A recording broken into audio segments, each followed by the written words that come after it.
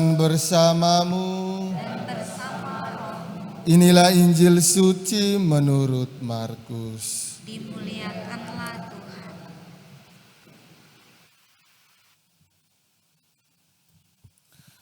Pada suatu hari serombongan orang Farisi dan beberapa ahli Taurat dari Yerusalem datang menemui Yesus.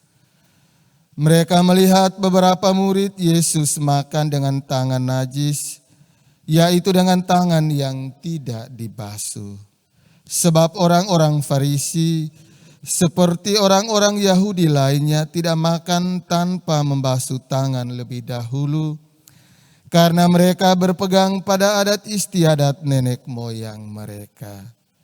Dan kalau pulang dari pasar, mereka tidak akan makan kalau tidak lebih dahulu membersihkan dirinya.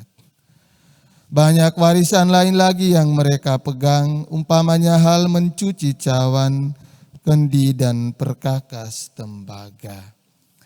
Karena itu orang-orang Farisi dan ahli-ahli Taurat itu bertanya kepada Yesus, "Mengapa murid-muridmu tidak mematuhi adat istiadat nenek moyang kita?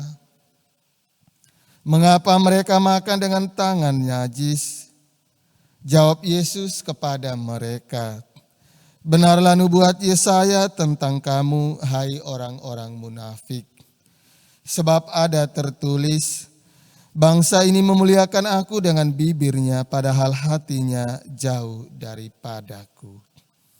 Percuma mereka beribadat kepadaku, sebab ajaran yang mereka ajarkan ialah perintah manusia. Perintah Allah kamu abaikan untuk berpegang pada adat istiadat manusia." Yesus berkata kepada mereka, "Sungguh pandai kamu mengesampingkan perintah Allah, supaya kamu dapat memelihara adat istiadatmu sendiri. Karena Musa telah berkata, hormatilah ayah dan ibumu, dan siapa yang mengutuki ayahnya atau ibunya harus mati. Tetapi kamu berkata, kalau seorang berkata kepada bapa atau ibunya, apa yang ada padaku yang dapat digunakan untuk pemeliharaanmu, sudah digunakan untuk kurban, yaitu persembahan kepada Allah, maka kamu membiarkan dia untuk tidak lagi berbuat sesuatu pun bagi bapa atau ibunya. Dengan demikian, sabda Allah kamu nyatakan tidak berlaku demi adat istiadat yang kamu ikuti itu. Dan banyak hal lain seperti itu yang kamu lakukan." Demikianlah sabda Tuhan. Terpujilah Kristus. Suster, opa dan oma, bapak ibu, saudara-saudari, anak-anak umat beriman yang dikasihi Tuhan. Kita mengikuti perkembangan situasi politik di tanah air kita itu semakin memanas menjelang pemilihan presiden dan legislatif. Dalam situasi politik yang panas di tanah air kita hari ini, gereja menghadirkan sosok Santo Paulus Miki dan teman-temannya. Seorang katekis yang luar biasa yang berjuang untuk mengajarkan perintah Allah dan mengamalkannya dengan sepenuh hati.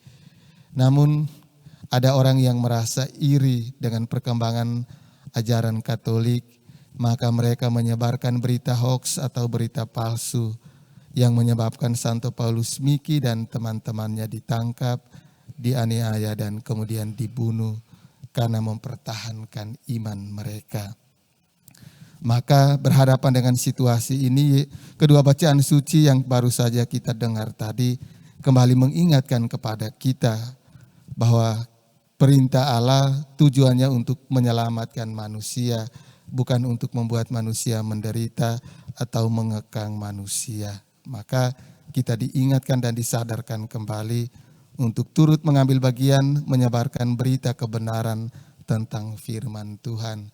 Sebagai orang Katolik, kita tidak boleh menyebarkan berita hoaks yang ikut membuat situasi semakin panas dan kemudian menimbulkan perpecahan atau pertikaian. Mari kita belajar pada Yesus agar kita pun mampu untuk mewartakan yang baik, yang benar, yang menghadirkan kasih dan damai.